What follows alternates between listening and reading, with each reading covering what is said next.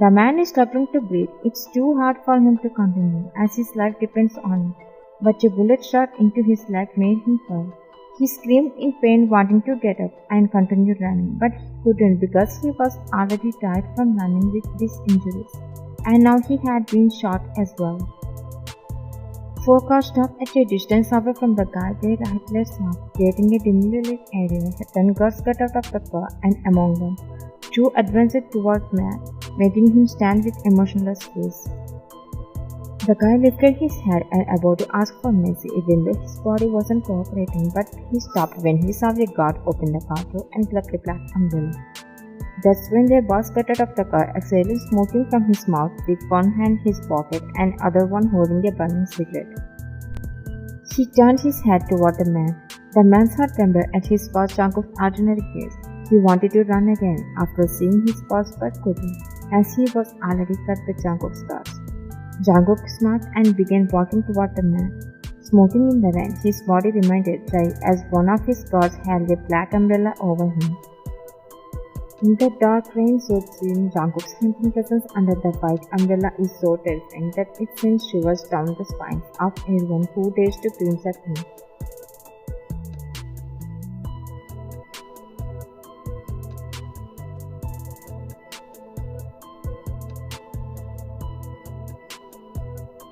Jungkook. Marcus started counting the time, looking at him back. Your time starts now. Marcus began counting the numbers. Marcus is Jungkook's driver, a trusted man who has been working closely with Jungkook for over 10 years. The man was scared and he had to tell everything that time was over. Man, she is living with her parents and her granny's house and she doesn't know that you are searching for her, so it's easy to catch her before she finds out about you. He took a card from his pocket and gave it to Marcus with his trembling hand. Marcus read it and then looked at his boss with a shocked expression. Marcus, boss, I know where this place is, and my parents also live nearby. Hearing that Jungkook smiled back, upon seeing Jungkook smile, the man became scared because he had realized that Jungkook wasn't going to let him go. He was going to kill him. Man, boss, please don't kill me. Give me one chance. I won't do it again. Please don't, Jungkook. And now. She shoot the man in the mouth, killing him mercilessly. Then he gestured to his guards to leave the dead body in the rain, which they did, and followed Jungkook, who was heading back to his car to continue his hunt for the girl. Jungkook won't talk too much. He speaks only in a short, clipped phrases, letting his actions do most of the talking. Jungkook is a ruthless mafia leader known for his brutal nature and utter lack of mercy. He has taken the lives of over 5,000 gangsters and his powerful position as the head of the John Mafia.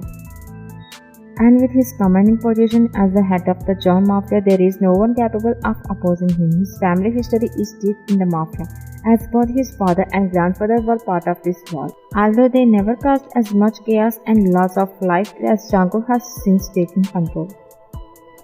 In front of Jungkook's scary presence, even the most terrifying the Mafia gangsters failed in comparison. Long before Jungkook's chaos in his life as a mafia leader, the John family's wealth was already solid, but with his entry into the criminal world, his wealth grew immensely and including properties, money, mansions, a collection of weapons, and many expensive luxuries. He had it all. Despite having so much, his main goal wasn't them. It was one girl who had deeply affected his heart, which forced him to hunt for her relentlessly, driven by a craving he couldn't. A beautiful girl stands gazing at nature with a peaceful smile on her lips. Her eyes, like those of an angel, are large. Her skin tone is flawless. Her figure is impressive, and her long black hair cascades gently down her back. She truly attractive, and anyone could be drawn to her. She turned around and noticed her parents behind her. Wondered, what are they doing here? Why? I was just spending some time here. Why, Mom? Why? Why, I'm feeling something. She smiled nervously, which made her parents understand. Why, Mom? I know what you are feeling now. Every girl experiences this kind of feeling when she is about to get married soon. Why don't be nervous? After marriage, girls often get good place too. It's quite common. She smiles in response, her eyes falling on the dress in their hands. Wonder, your fiancé has sent it to you. Why, really? Her mom handed it to her with a smile. She opened the dress, realized it was a bridal dress, which brought a pure smile with her shyness to her face. She quickly put it back in the packet and looked at her parents, who were already admiring her reaction.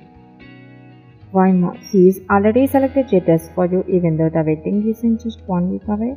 She chuckled at Wine. Wine, don't be shy, go and try it on. Check if it's comfortable for you or if you need a different style of dress, he will wait here, okay? She nodded shyly and left from there with the dress. She was heading to her room but her phone started ringing when she saw the caller ID which was from her fiancé who was going to know her soon. She became very happy. She took a deep breath and then answered the call. Wine. Hello? Jean. Is my wine like my gift? Wine. Yes, I like it, Jean. She was smiling as she replied. Glad to hear it. I was wondering if you would like my taste or if you would be upset. Wine.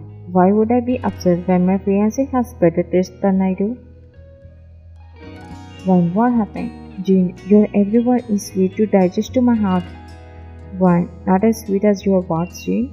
Jean, oh Wine, I'm so happy, just can't wait for our wedding. Wine, wait, then I will wear this wedding gown and send it to the pic to you.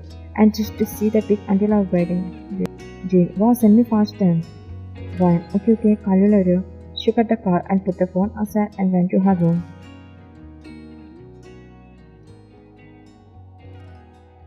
She wore a white long gown, which was her wedding dress. She wanted to show it to her parents who were waiting outside as she came out of the room making her way to the living room.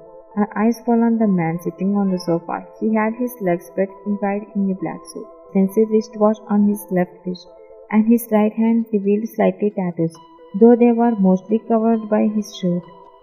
Her eyes moved from his hand to his face, where she saw him scowling though his skin. His almond-shaped eyes and sharp nose and lips drew her attention, as did the clear-cut lines of his jaw. The cigarette gracefully held between his lips added an air of mystery to his presence. He sat there as if he were the rightful owner of the home. Two imposing girls stood beside him, each gripping a firearm. As she saw this unexpected sight, her words failed her, as she couldn't help but wonder who these strangers were and why they had invaded their home. She looked at them with all confusion. That's when he raised his head and slightly feeling her gaze on him. He looked at her first, staring from her left fingers, which was slightly visible from her white gown. His eyes slowly moved up from there to her face. As he did, his serious expressions transferred into something softer. Seeing her in a wedding gown, an unexpected sight caused him to drop the cigarette from his hand, making the fur messy. She coughed slightly, not liking the smoke, and waved her hands in front of her before she began asking him questions. Why, who are you? Don't you know that smoking in someone's home is impolite? In response to her two words, he realized that he had dropped the cigarette but not, staring at her as if she were his, though she felt uncomfortable. Why, Dad! The girl suddenly pointed a gun at her, trying to stop her from calling him. She flinched at the sudden threat, and Jungkook chuckled and got up and tugging his hands into his pockets. He started walking toward her. She didn't step back because of gun. How could she think of anything else more? In her own home, someone came with guns and pointed a gun at her just because she wanted to call her parents. Jungkook, Dad? No, call me Dad. He smiled and she widened her eyes in shock. She had intended to call her dad, but he preferred being called Daddy. Why? What rubbish! Where are my parents? Who are all of you? Jungkook, this is your future husband, dude. Why? What? I am seeing you for the first time right now. I don't even know your name. This is our first meeting too. She said this so confidently without any hesitation, even with the guns pointing at her. Jungkook, did you forget my name? I am John Jungkook, who is the king of this world. She felt her body go numb at the moment, not because she only knew Jungkook was a Mafia king, but because she hadn't seen his face until now. The real Mafia king was standing in front of her in her own house, enough to send shivers down her spine. She had heard about Jungkook on the news channel. From what she knew, to compare his terrible violence, there is nothing enough to explain in this world. He's the most dangerous person. He has even killed his own relatives. Jungkook, why are you so quiet after hearing my name, sweetheart? He asked her even though he knew she was frozen like a statue because of his name. Someone has been asked so many questions. Now why the hesitation? Come on, speak up. I won't kill you right now. So please leave. There is no word coming from her throat as she trembled. Jungkook, what? Can you speak clearly enough for her others to hear? Jungkook, so please leave. Jungkook raised his right eyebrow in disagreement. Jungkook, of course I will leave, but with you. Come, let's go. Looked at him as if she had seen a ghost. She shook her head immediately, her face covered in sweat and trembling. Why? No, why would I, sir? Jungkook, because we are going to marry each other. Why? No, I won't agree to this. I'm never gonna to marry you. Who needs your argument? I have answered it now and you comply with this. Simply as that. He added, but she unknowingly shakes her head, her eyes welling up as she looks around to see her parents. Why? Where are my parents? Jungkook, why? Do you want something? Why? Please tell me, where are they? Her fear that he might harm her parents is evident in her tone. He understands her intention well and smarts. Why? So please tell me, where are my parents? Jungkook, there seems to be a paste wall between us, so I killed them. He sarcastically says he dropped a hint about his capable, and her face shows her fear.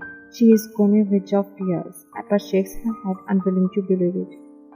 Why? Please, sir, don't make me die. I can't believe to see even my parents get hurt, even a little. Jungkook, okay, don't be scared. We are waiting outside to see us a couple. Why? No, I won't marry you. Saying this, she starts running. His guards move to catch her, but he gestures for them to stand down calmly. Jungkook, chill guys. His guards are confused as to why Jungkook is so calm when she is escaping from him. Jungkook slowly starts walking in the direction she ran, with his guards are following him.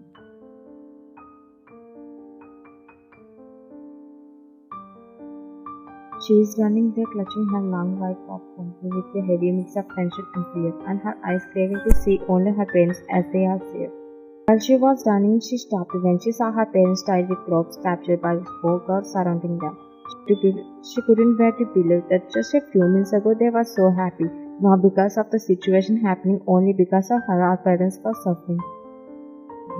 Mom, Dad, she ran to them and tried to remove the ropes, but the guards stopped her from touching her parents. She started hitting the guards with her hands, but they simply ignored her. As for her parents, they had thought they would see their daughter happily in a bridal dress, but now they had to watch her and cry in the dress, weakly suffering while trying to free them.